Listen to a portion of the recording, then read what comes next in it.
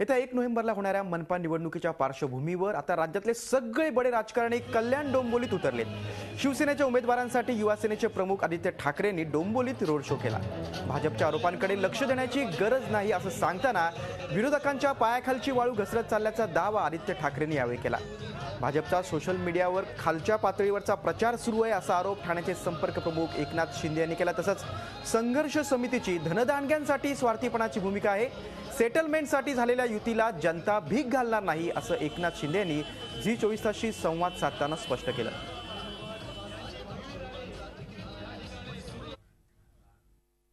Response खूप जोरात मिळतोय, लोक सगळे पेटलेली आहेत आणि निश्चित सगळे शिवसेनेसोबत आहेत, कारण ते बघतात की शिवसेना काम करते।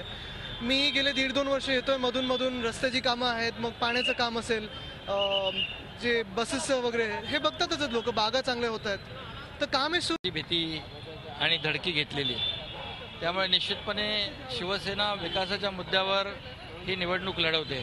त्यामुळे इतर पक्षांकडे मुद्दे नसल्यामुळे त्या अशा प्रकारच्या खालच्या पातळीवर प्रचार करतात।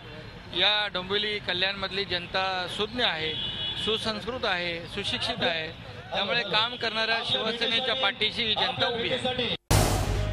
झी24 तास रहा एक पाऊल पुढे।